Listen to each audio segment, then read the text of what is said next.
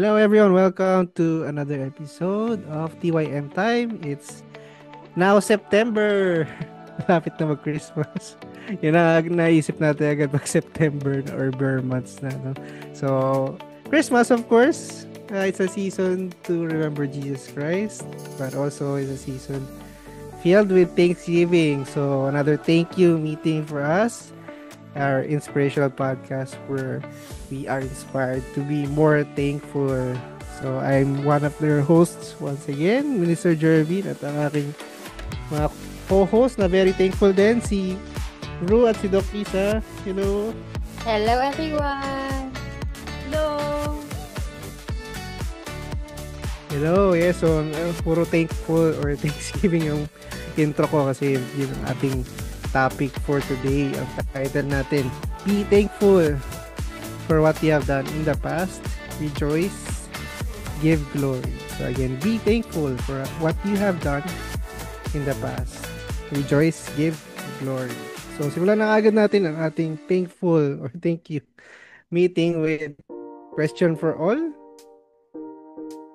Among the things you have done in the last 3 years, what is one thing you are most thankful for?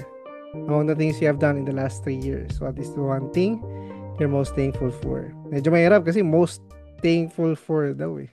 In the last 3 years. Pero dito mag-volunteer na, inaisip na agad.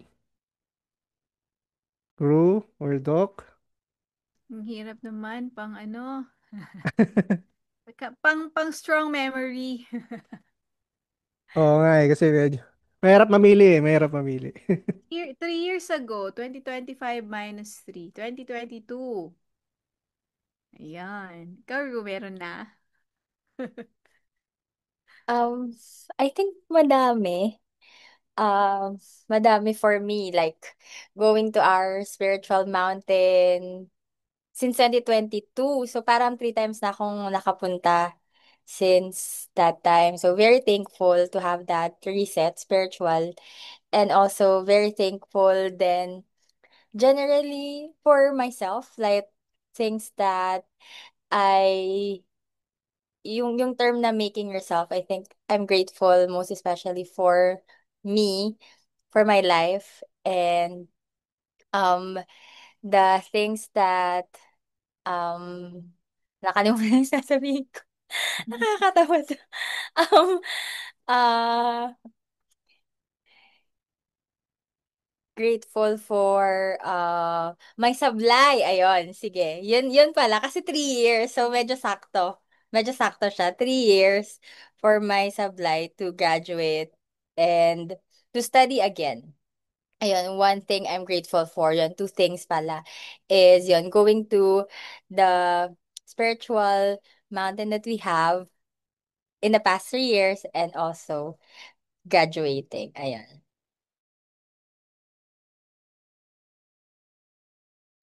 Yeah, thank you Ru for sharing. Kaya doc, meron na kayo maisip. Ayan. Sa akin naman, ano, um, madami din. Pero siguro yung most thankful for ako, um, first is siguro by category na lang. First category is pag meron akong problems and I try to resolve it through prayer, um, nare-resolve naman siya. As in, clear answers and usually, pag may mga extreme ako na um, pinagdadaanan, there is a favorite space ko doon sa sinabi ni Runa, Prayer Mountain. I always go under that one pine tree with a miracle story, and I pray there, asking God to help me resolve my problems.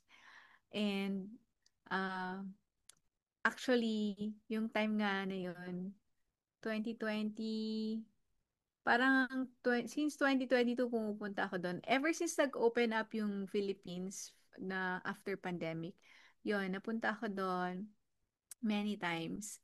And just this August, 'di ba, galing ako doon. I also prayed and tried to resolve something ulit with God. It's amazing kasi parang after prayer doon, napaka-memorable talaga siya sa akin. Kasi every time nagpe-pray ako, parati akong may kasama. Tas napipicturean ako. So, alam mo yun, nagkakaroon ako ng memory. It became very special to the point na every time nandun ako, the things that I'm asking for kay God, merong answer or at least nare-resolve siya in my heart uh, within that time. And siguro, yung naalala ko lang, and I'm also thankful, di ba? Sobrang thankful ko kasi every time I pray there, it gets resolved.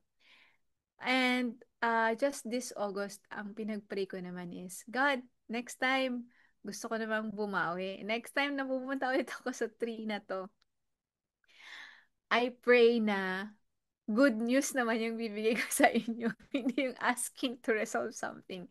So, yun yung determination ko. And I really pray and hope na matupad ko yun. The next time we visit there and the next time na pumunta ulit ako doon mag-pray, I really hope that I can give something to God, give back, because I'm so thankful for all those times that when I raised my concerns in that place, nabibigyan ako ng resolution. So, this time, sa susunod na visit, I hope I can give back. And I know I cannot do that alone.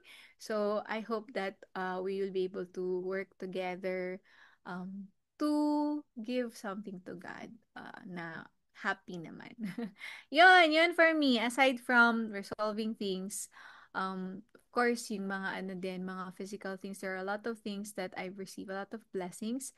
But mainly siguro for the past 3 years, ang dami talaga nating pinagdaanan. So, yun, pinaka-thankful ako that every time I entrust it to God, na-resolve siya. Yun lang from me. Thank you. Thank you, Doc. Yeah, so for me naman, one of one thing I'm most thankful for, nandito siya actually sa tabi ko. So, ah, wala lang tayong video, no? So, hindi natin pa pinapakita. Pero, sasamahan ko na rin ng konting Prayer Mountain story. And, uh, recently, I've heard second-hand testimony. Second-hand kasi narinig ko lang from, uh, narinig ko from someone, testimony ng someone. Pero narinig ko through yung another person na shinare niya. So, second-hand testimony. Same experience. So, i, one of my brothers in faith na nagkaroon din ng nagka-anak na din recently lang. So, isa sa mga bigla, may impact sa akin yung na-share niya na testimony to someone. Na unang beses na daw niya nakita yung anak niya, his son. Um, he said daw na he felt so thankful na nakalimutan ko yung exact phrase na sinabi. Pero ang point is, he felt so thankful. Na kinwestiyon niya, do I deserve this much? Parang, do I deserve this blessing?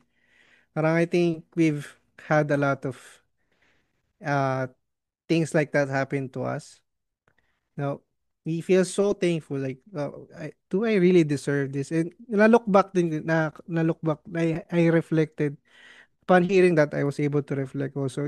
Yun din yung experience ko back then when I first saw my daughter. I really felt, wow, God, do I really deserve this much? I felt so thankful, overwhelmed. I feel parang deserve ko ba to? This is so big, so great. So and yung connection naman sa Prayer Mountain story, yung previous time that I went and prayed sa Prayer Mountain, I was really asking for direction in my life. Or actually, I'm set. I feel I've confirmed or I'm set with what I wanted to do, whether I would live, giving all to God or living for God only, or would I live marrying and still living for God while married. So, yun yung dalawang path na I was praying for. And I received inspiration na I should get married. Pero even so, I had a lot of hesitations, reservations. hindi ko sure ano bang mangyari, and then would God, how would I, what kind of partner would God give me, or and those kinds of things. So I had a lot of things to pray for nung prayer mountain back then.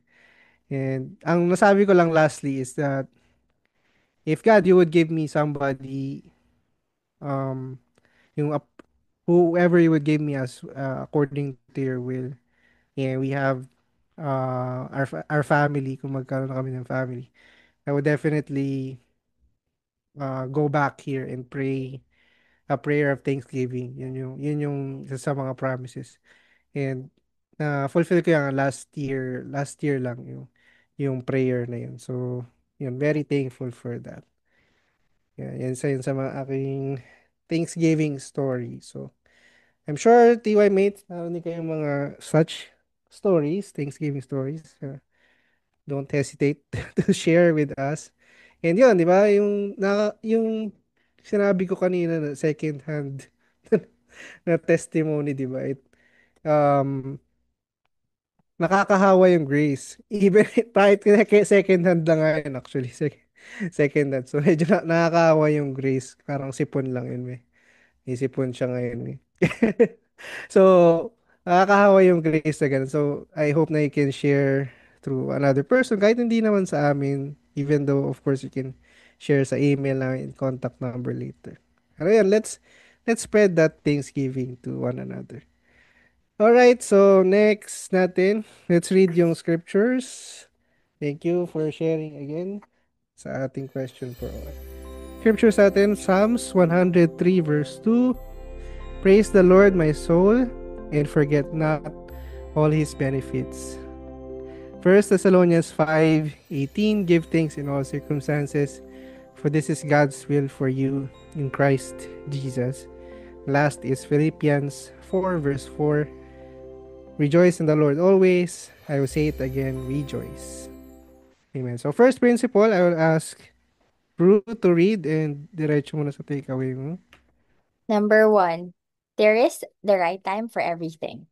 For us to be successful in our bodies, souls, and spirits, we need to fulfill things according to God's will at the right time. We may even be given opportunities to take action in the midst of adversities.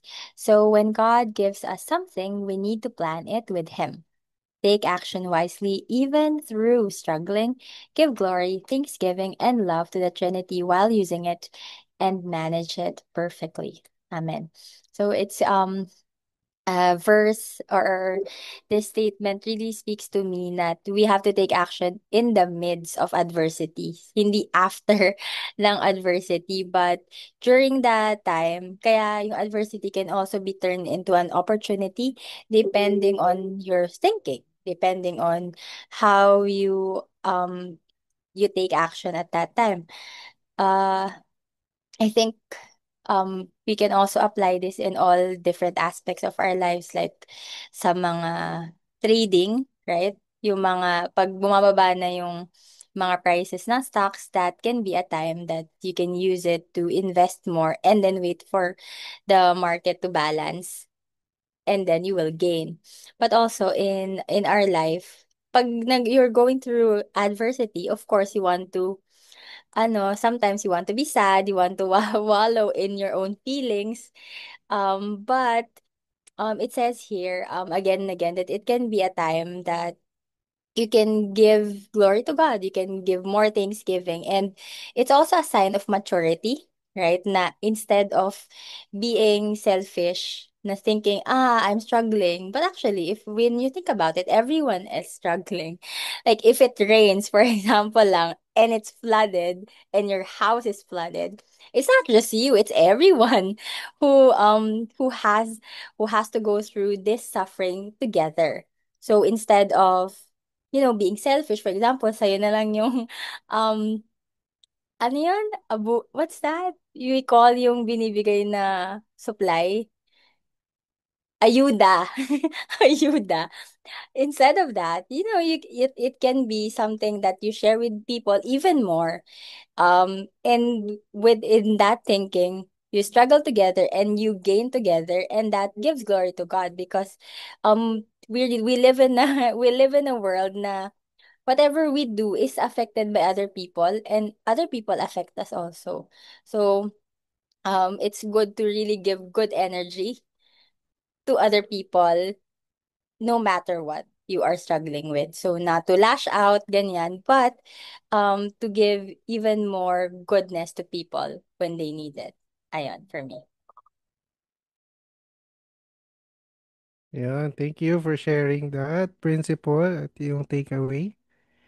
And I really like yung part, yung take action even in the midst of adversities, or yung opportunity sometimes comes during difficulties niya. And sabi yung title kasi is There's the Right Time for Everything. So, there are times talaga na it's during those difficulties. If you don't want to miss the time, you have to do it even if it's difficult. Kasi it's the only chance. Sa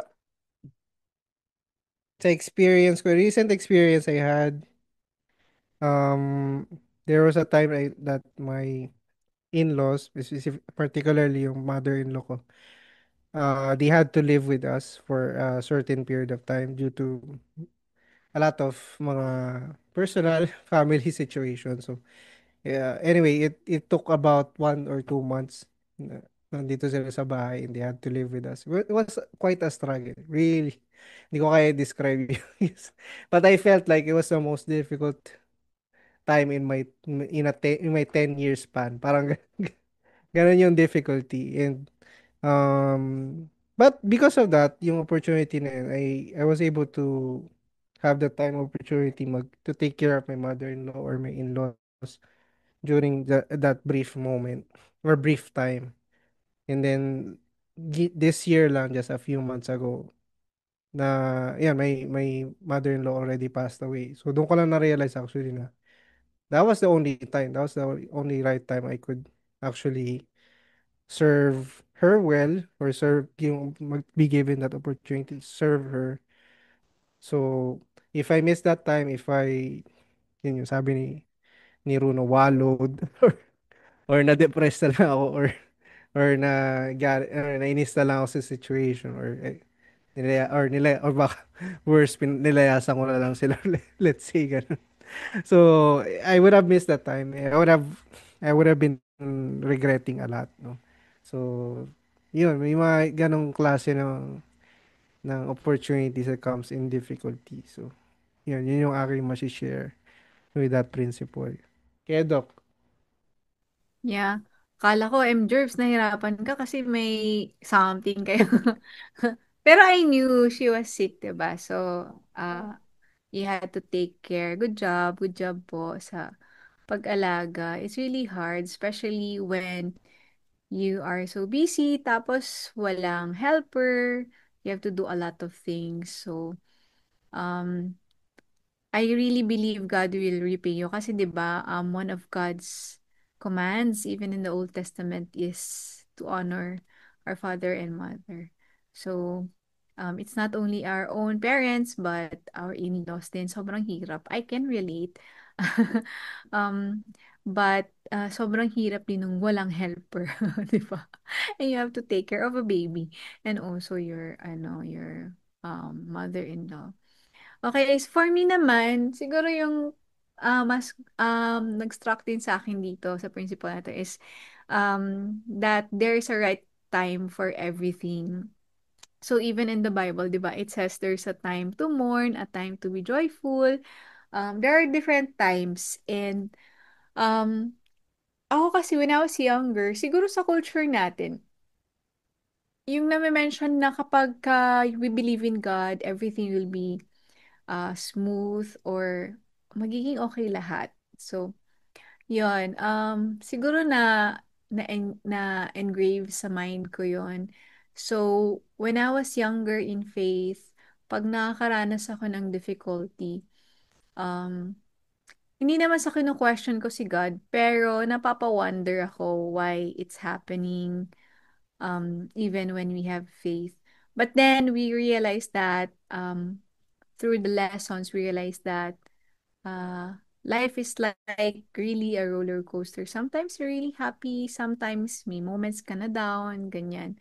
Um, but yun nga, there are opportunities in different circumstances. Whether you're struggling or not, there will be opportunities depending on how we do things at the right time. So timing talaga, it's really, really important. Um, if we miss the time, hindi na siya mababalik eh. Napaka-inspiring nga yung isang song na kinompose na ating senior pastor, no? Um, yung time, ay, not really song, I think poem pala siya. I don't remember exactly. But, tinuro sa atin, yung time, it's something na hindi mo na siya mababalik. At hindi mo rin siya maiipon. So, it's really something so valuable. But, for us, ang dali din natin ma-waldas, kumbaga. So, parang, since hindi mo siya maipon, ganun siya ka-valuable, but then, na-waste lang din natin siya or hindi natin nagagamit ng maayos. That's why, meron siyang, merong naturo sa atin, di ba, na, um, Pag if the work is big, then a lot of big time. If the work is small, then you can do things in a small bits of times. So, yun yung isa sa mga pinakagusto ko rin na naturo sa atin. Like, o nga no, hindi natin mababalik yung time. So that is why we really have to take action at the right time. And at each moment, different opportunities are coming. So it really depends on us talaga kung makukuha natin yung opportunity or not. Yun lang from me. But um, the gist of it is whether we are in good times or in bad times, it's really about giving glory and giving thanks to the whole Trinity. Kasi, of course, there are things that we don't see, pero may ginagawa na si God dyan, right? So, meron nang ginagawa si God for us, whether it's a time of difficulty or a time of, if it's a good time. So, we have to give glory and to give thanks. So, yun na lang for me. Thank you.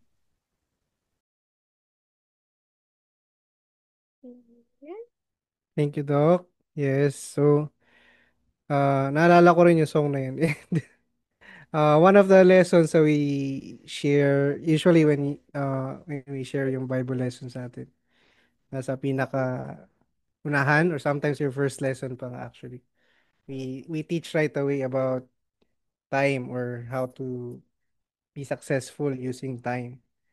And yung, of course, yung pinaka gusto ko na part ng lesson ko is, na na-experience ko din talaga is, you can win with time with, yun nga, if God is with you.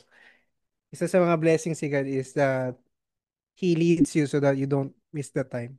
Kasi di ba, tayo by ourselves, we are sometimes ignorant, may mga uh, sarili tayong lapses. And of course, yung knowledge natin and yung thoughts natin are limited. But God leads us so that we do not miss yung time. So, yun. So that's where yung principle, there's a right time for everything. Next one is the word of God is life. Ako na magbabasa. Through the Lord, God has been revealing His words of the time period, which is the truth. When we live taking action within this,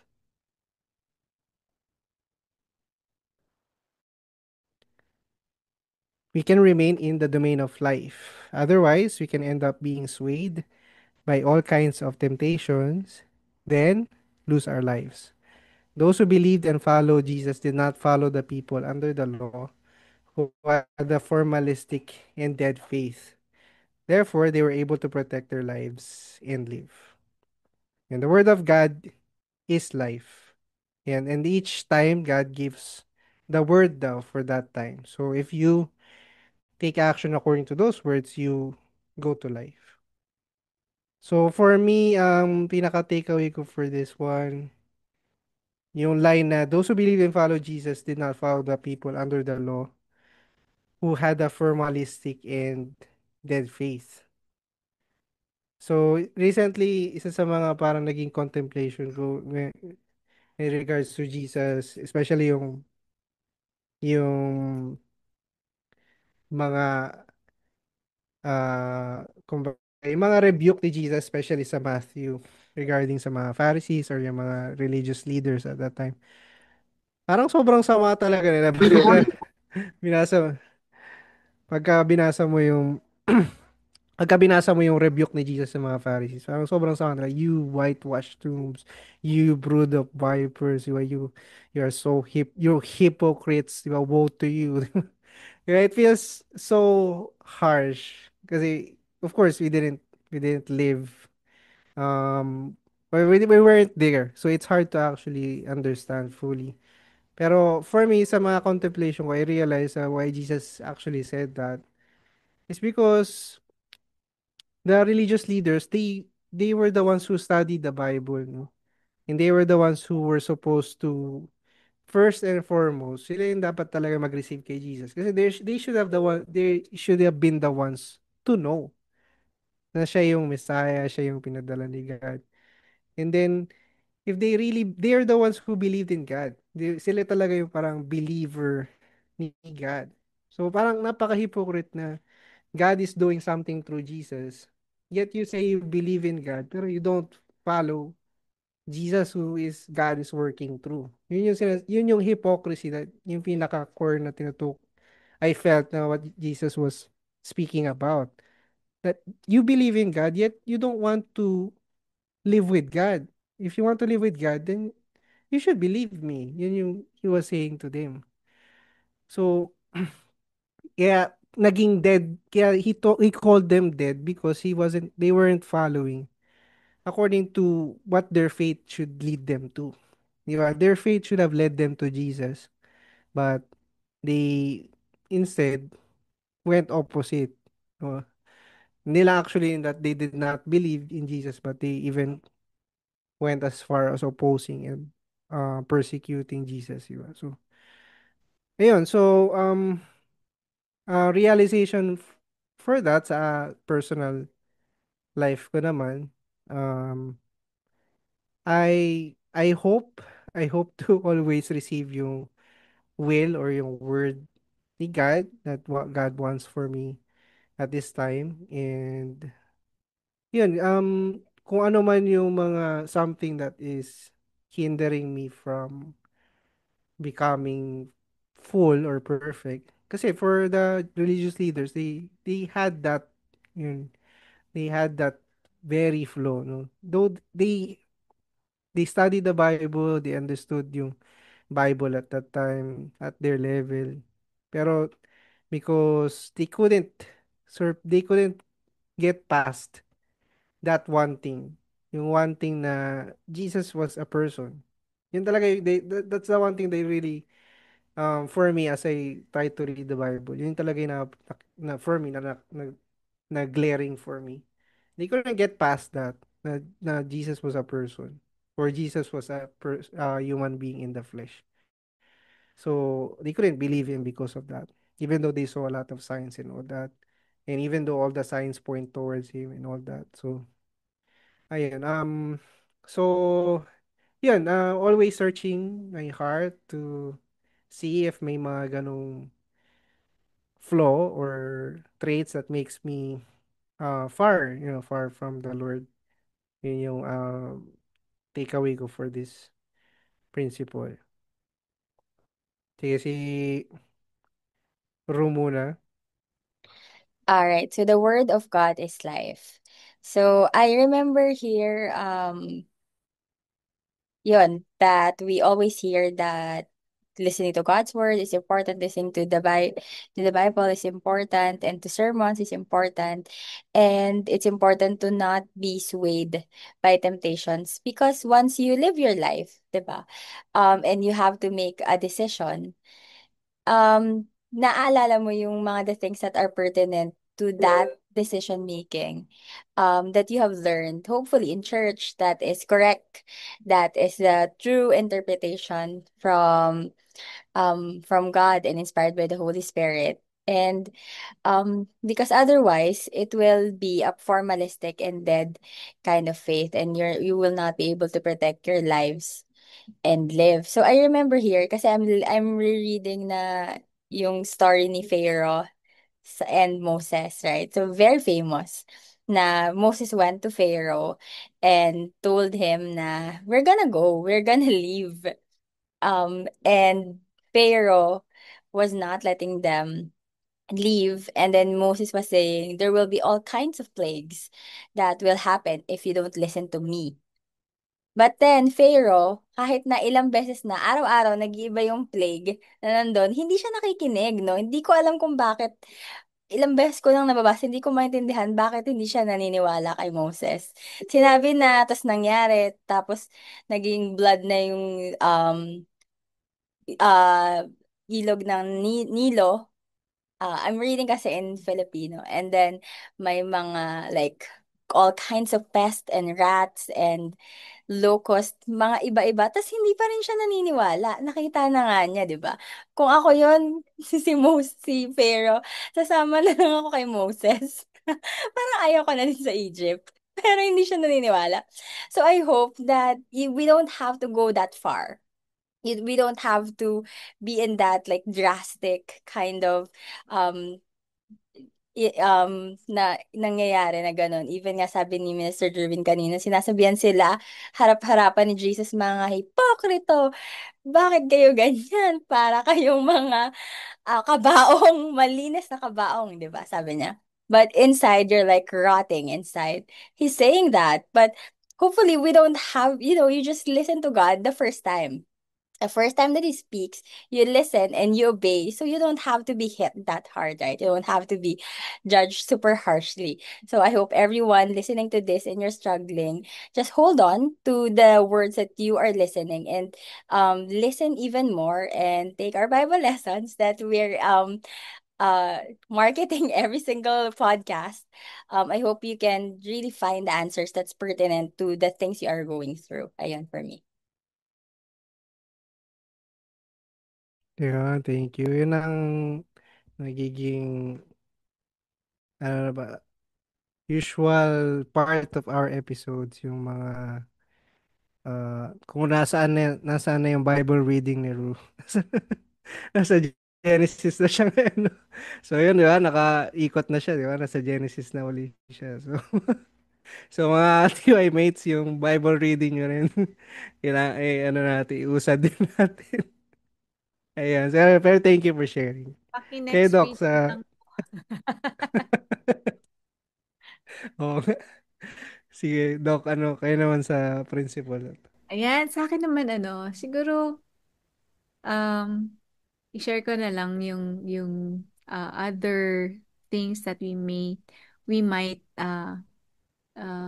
learn through this. So the word of God is life. Hindi kasi siya theory lang. It has to be experienced, right? So, kung ilalagay natin yung perspective natin sa kanila, those sa fake kay Pharaoh, for example, hindi niya kasi narinig yung words. Tapos, meron siyang fixated uh, idea, or may gusto siyang marinig lang, or gusto lang niyang makita, or gusto lang niyang paniwalaan. So I think that's one of the challenges na when we don't start to listen. As in yung listen talaga. Because God showed that historically He works through people. But because He works through people, nalilimit yung mga tao na, tao ka lang naman, hindi naman ikaw si God. Nafi-fixate sa gano'n na, "You're not God. How can you say that? We will never believe you kasi you're not God." Parang gano'n. So, but for us to overcome that, na na-mention din ni Mr. Jervin that the people in Jesus' time couldn't overcome. For us to overcome that, first, we need to listen to the one talking. If they only listen to Jesus, if they only listen to Moses, 'di ba? Kung nagbigay sila ng chance, edi sana na-realize nila. Because God will not let them be naman if they try to listen. So the first step is to listen. Second one is see kung nangyayari ba yung word na pinipreach. Because a lot of people can talk well. Even the con men can talk really well. But does it happen? Does it happen in reality? Nagiging totoo ba sila yung mga sinasabi? 'Di ba? So, in Jesus' time, they could have listened and see anong effect, anong sinasabi ni Jesus, tama ba, mangyayari ba or not? Because when God speaks, He will surely fulfill it. As in, sure na sure yun. When God told Noah uulan, umulan. When God told the different prophets na mangyayari to, nangyari talaga siya. So, in the same way sa atin, when we hear something, we need to verify. 'Di ba? So, we need to find evidences spiritually, but if we cannot do that, then we need to find the evidence also sa mga pangyayari sa mundo. So, mga ka-TY mates, what I'm trying to say is, when there is a word given to us, let's try to put it to practice. Well, at first, we need to listen. And even if siguro may mga skeptical moments tayo, at least uh, we give it a chance, and then you try. If it's working, then you have to keep verifying, 'di ba? 2, 3 times, then keep praying. So, yun, then we will experience the word of God is life. It's actually, it determines life and death. Yung meaning niya sa akin it determines life and death, physical, spiritual, mental, but it's also life. It's in all of aspects ng buhay natin. So, makikita natin yun. Kumbaga, when God preaches the word, it will apply to my life, whether sa finances ko, or sa business, or sa work, or sa school. That is why the word of God, it pertains to everybody, bata man, matanda, or nasa sunsets of life na, 'di ba? So, yan for me, yung key takeaways ko for this one, it's not just life buhay, but everything sa life natin. Yun lang po. Right. Thank you, Doc, for sharing. So, yes, the Word of God is life. So, you should be always full of life. Or, katulad ng nabanggit ni Ru, magiging baong tayo na. May, pinalamuti. Nilinis lang, pero rotten inside, no? So, that's why we want to always keep, we keep on sharing the words in all ways and forms. Itong podcast, Bible lessons in our everyday lives, di ba? Para to inject life into everybody, no? Because it's, like nasabi rin ni Doc, it doesn't just pertain to some people, to this and that person, but it's for everyone. So, yun ang aming gusto ring promote or i-advocate sa aming podcast. So, yung necessity and the importance ng word. Alright, so we'll go now to our actionable insights. We'll focus on just one for today in relation sa ating title.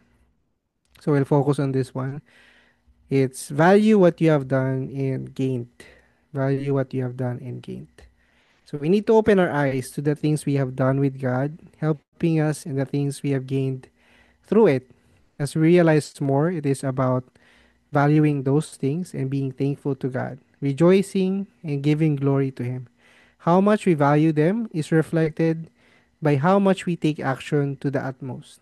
We must love and be loved by God every day, give and receive, and commune with Him to live the ideal world life of heaven, the highest level life.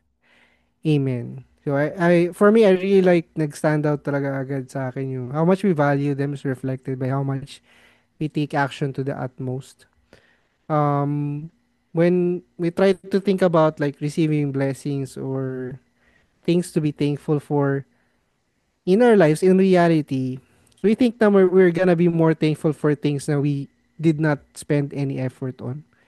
Or parang yung mga things that just came as with least effort, we would be more thankful for those things. But in reality, we actually feel more thankful, more gratified, more Di ba? Mas appreciative tayo. And actually, we give glory to God. We give thanks and we rejoice in God for the things that we actually really take action more. On the things the more we took action, the more we struggled. At the end of it, when it comes to fruition, doon pa tayo actually mas thankful. Not with the things na parang easy, or dumating easy. Although, in reality, wala rin naman talaga dumarating na easy. Pero for the things that we didn't actually spend a lot of effort on, or usually, there are really small things. So, it's hard to really also give things a lot. Pero the more we took action, the more we felt God was with us. And kasi malaki yung adversity, or malaki yung challenge, or malaki yung purpose. So, we had to take action more to fulfill them. So, we ended up pleading with God more. We ended up praying more. And we ended up um, creating more stories with God. Kasi nag-create ka ng stories and more connection through those struggles. If it's something na, if God created us to gain things without struggle or without taking action, there'd be no stories. And there'd be no Thanksgiving for sure. And there's no love, there's no connection. So, God created us to really take action together. Yun yung isa sa mga realizations ko from this. And how do I want to apply this in my everyday life naman? Something I'm also really trying, especially pag may times na struggling. Yun yung tinatry ko na maging program sa sarili, parang default. Pagka medyo struggling ako, I'm having difficulties, or parang may struggles, or I'm not sure what's gonna happen with this kind of issue, or how this thing would be resolved. I try to look back at yung mga recent na God has done for me and how He did them. And then, upon remembering them, I feel thankful, or I give thanks to God. And yun yung foundation ko for praying for the current na mga difficulties naman. And I feel reassured, I feel hopeful, I feel, this will also be resolved in the same way. And as always, sa experience ko, it does get always resolved in the same way God did in the past, no? So, so even more, I try to be thankful even ahead of time, or in advance. I give thanks to God na, God, you will also resolve this one just like you did this time, right? So, ayun, yun yung mga I hope I can be more thankful if that's possible. Yes, definitely possible. Yan, I hope I can be more thankful, remembering the things God has done for me. Alright, so si Doc naman, on this actionable insight. Ayan, gusto ko yung part na we need to open our eyes to the things we have done with God. Um, Siguro, at least sa part na 'to, marami na akong na-experience. So, I think I can, there are many times that I recognize that it was God, who did it right on the spot. But there are times din na siyempre nahirapan akong ma-realize na, "Uy, ginawa pala ni God 'yun," ganyan. So, it took time. But there are times na na-realize mo agad. But I think the more, yung mas magiging concern dito is ano, uh, um, once you recognize, can you how many weeks, how many months, 'di ba? So naalala ko ang Sunday message natin na sinabi sa sermon. Uh, Parang most of us, we're good at giving thanks kapag kakaka-receive natin, pag fresh pa yung yung nakuha natin na blessing. But over time, we don't give thanks anymore. Right? So parang nagdo-drop yung value niya and nawawala yung memory natin ng being thankful. In fact, I think nasa psychology din yun, yung parang yung last 6 months yata yung pinaka naalala mo. But we are taught in NTGM to really always give thanks for even the things that happened years ago, months ago. So, parang, pero that's really, it takes effort, 'di ba? So, yun, it's something that for me, mas mahirap i-keep yung um, being thankful after a very long time. And in fact, merong story sa Bible, yung Samaritan woman, Samaritan ba yun? Ay, hindi. So, yung widow pala, widow of the Zarephath. Nung na-meet niya si Elijah, di ba? God sent Elijah to the widow. And, nung time ng drought. And then, yung widow, wala na siyang hope. Parang, nag-expect na silang mamamatay kasi wala ng food, wala na ring water. But Elijah said na, if you give me what I'm asking for, there will be overflowing jar of oil and flour. And it happened. Well, at that time, if we look at what the widow confessed, sabi niya, as surely as the Lord lives. 'Di ba? So, he, she, uh, felt the authority of Elijah's words. That's why he served Elijah kahit mamamatay na sila. Last, ano na yun, last flour and last oil. So, who would do that, 'di ba? Na mamamatay na ikaw tsaka yung anak mo, pero inuna mo pa yung guest. Parang ganon. But, if you know the value of the person, the mission of that person, na he's a person of God, you will do that. So, ginawa yun ni widow. But as time went by, dumating yung time na, syempre, tumira si Elijah doon, and Elijah did his work, his mission. And then, alam niyo naman nangyayari, di ba? Pag, even for example, yung mga tinitingala natin, if we see their daily lives, tao din pala siya nasasaktan, or tao din pala kumakain, or nagugutom. So, kind of, makikita natin sa Bible na nag-drop yung um, value ni Elijah from the perspective of the widow. Kasi there's a point na question na niya si Elijah na, oh, bakit ka pumunta dito sa bahay ko para ipaalala sa akin yung mga kasalanan ko, ganyan. Kasi nga nagkasakit yung anak niya. So, in the same way, for us, I guess it's a human vice na we are very good at giving thanks sa start, but eventually, nagda-drop yung value ng mga bagay-bagay sa atin and even people. So, I think for me, this is a very good reminder, this actionable insight that reminds us to value what we have done and gained in the past with God. It's something that it takes a lot of effort for me. Kasi nga, aside from makakalimutin, yun, parang naging habit natin yung mag-give thanks lang sa initial or first week. And then after that, wala na, nakalimutan na. So, yun lang yung from me. Ang, and my, ano din, anong tawag doon, yung, how will I apply it in my daily life? It's, um, sa journal, or at least writing something to remind me to value the things that were done for me in the past. So, yun. Siguro, or checking memories. Di ba? Sa Facebook, may mga memories, ganyan. Or sa photos lang natin sa phone. So, these days, may nakikita akong mga photos and yun, parang nare-remind ako na, oo, binigay to sa akin ni God before, ganyan. So, yun yung goal ko this week and in the coming days to apply this in my daily life. Yung valuing. Yun lang po. Man, thank you, Doc. Yes, it's true. Medyo makakalamutin. Actually, hindi lang medyo. Makakalamutin talaga tayo minsan, whether good or bad. So, it's good that we have things that can remind us, especially through the word. Pero itong thank you meetings, yun, thankful din. For me personally, it helps me to be reminded of past grace, current grace, and then of course, a glimpse of future na grace. Diba? So, yun. So hopefully for listeners, I hope it can also be have that effect for you, no? Something that can help you remember well the things God has done for you. Okay, wrap up si Ru for this insight. Okay. Ako naman, kikwento ko yung ginawa ko last year.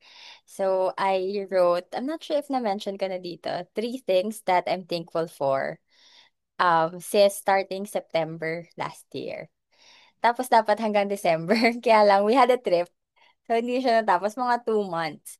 So, once you do that without repeating, you become very creative with the things that you write, no? Um, and I realized, I really received a lot. And yun, it reminds you of the things that you've done in the past, because this is also how God works in the present and in the future.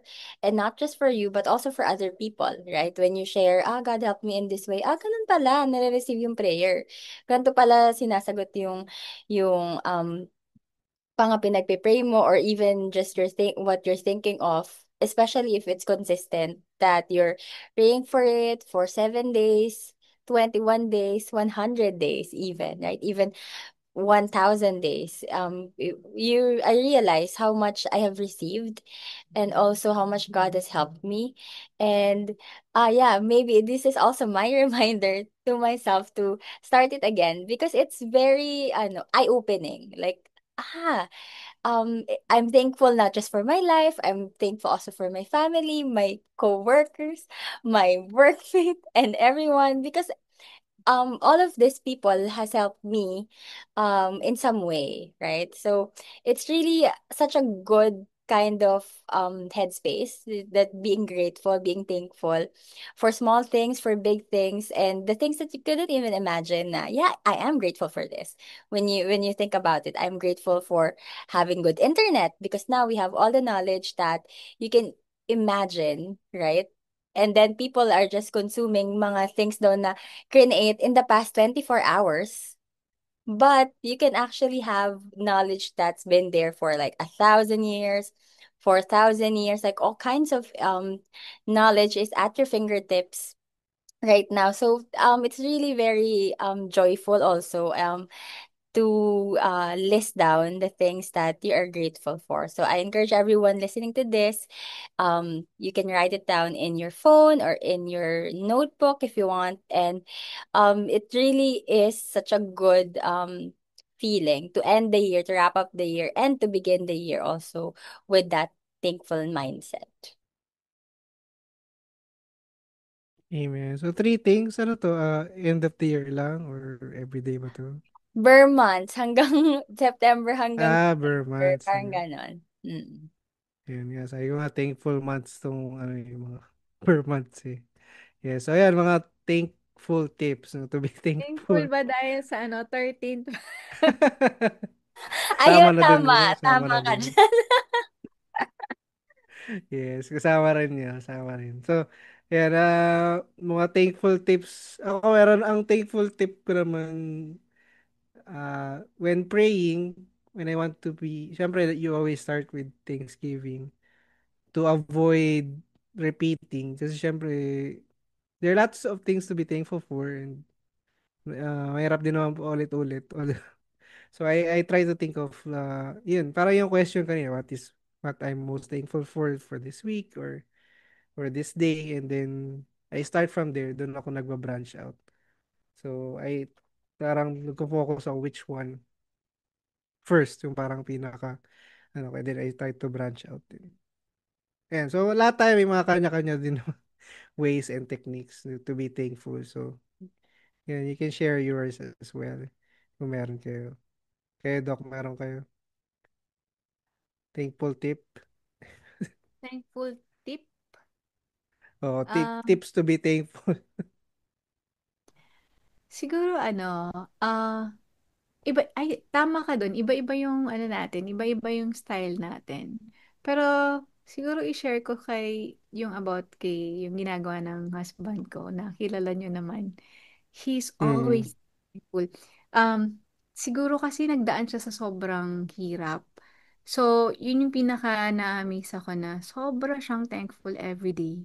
Na to the point na kahit nagpa-pray siya everyday, matutulog na lang kami ha. May thank you pa sa hangin, sa halaman, sa bahay, everyday.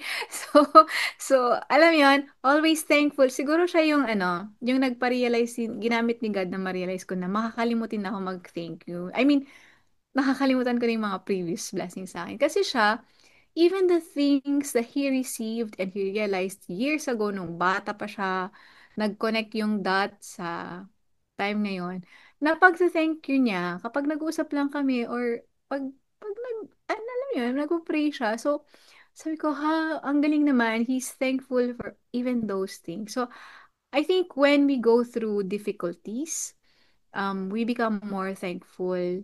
And when we experience life, yung ups and downs sa life. So, siguro ang thankful tip ko is, and also, it's my note to self is wag matakot sa mga difficulties. But those moments will help us be reminded more of the things we have done with God and God has done for us. So, yon siguro kasi ma-engrave talaga siya eh, and it will be naturally coming out from you na you're super thankful. So, yon I think that's one of the thankful tips na pwede nating gamitin is to be brave, be courageous, and whatever happens, anyway, it will remind us to be thankful again. So, yan lang. I think, Amen. Yes. Another tip is surround yourself with thankful people. So, like si Doc, di ba? Yan, nakakahawa yun eh. Nakakahawa yun. Pag very oo. thankful yung kasama mo, di ba? Yan. Alright. So, speaking of difficulties as well, last part natin, of course, we share a bit of our challenges. How can we help you or how can your TY mates help you this week? So, any struggles or anything you want to pray for this week? Ako, para ipag-pray ako ni Ru.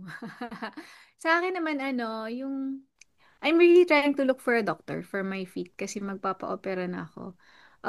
This week, di ba, we were told that we need to remove our weaknesses. At that time, na-realize ko, ang nagpapa-weak sa akin yung sakit sa paa ko kasi hindi ako makagalaw. And hindi ako maka-exercise ng maayos, ganyan. So, and I cannot move freely from one place to another. So, I realized, it's time to remove. Kasi nga naka ano din, ang galing ng timing. Nakaset, ang tag doon, yung reseta ng doktor na for procedure na siya after nearly 40 sessions of therapy sa feet ko. So, please pray for me to find the right doctor. I'm also praying for it. And ang hirap maghanap actually ng doctor for this kind of disease. Kasi parang specialized lang talaga siya. So, yun. Yun lang yung prayer request ko to find the right doctor that God can use to help me remove my weakness. Thank you, Doc, for sharing. So, let's pray. Pray natin makahanap ng Doc si Doc Isa. Zero naman.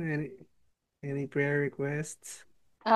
Mostly yung weather, because it's affecting everything. So here, I live in Quezon City. And medyo severe yung pag-umulan dito, nagpa-flash flood agad. So I hope everyone listening to this is safe, and I hope we can really pray for the projects, the government projects to really go to where it's supposed to go, and those who have to be punished will have to be punished, diba? You have to receive according to your deeds. So you have to do good deeds so you receive good things. Ayan for me. Amen. Yes, definitely a lot of things to pray for our nation. So let's pray for our leaders, no? So that things will happen according to God's will. Amen. Sa akin, health din. Medyo minor lang, no? Medyo tinamaan lang ng sipon kaming mag-anak. So, pero okay naman. Very, very mild na. Pero in a sense, still medyo mahirap pa din gumalaw kahit as simple as a cold. No? May mga things that are nagiging behind or especially very busy lately. So, need all the help. Need all the strength that you can get. So, kahit konting ano lang, yeah, it's difficult. So, medyo ano rin yung may difficulty rin kasi ako makapag-exercise. So, I think may part din yun. So, that's also one thing I'm praying for to get back yung habits. Yun, yung good habits. Yun. So, ayun. Yun, yun kung, ewan ko Get kung well narinig niyo yung, soon, Minister. opo, okay naman. Medyo okay na ako actually si, yung daughter ko na lang yung medyo may sipon konti. So please pray for her. So yun lang sa akin. All right. So it's been a very thankful session, thankful meeting. Very thankful episode. Marami tayong naging things to be thankful for. May mga thankful tips pa sa dulo. So, yun. Thank you, TY mates. Mga co-host, thank you, Ru Thank and Doc Thank you. Isa. So, you. Thank you, everyone. that's it for this week. See you next week po. See Thank you. you. Bye-bye. Bye-bye. Bye-bye.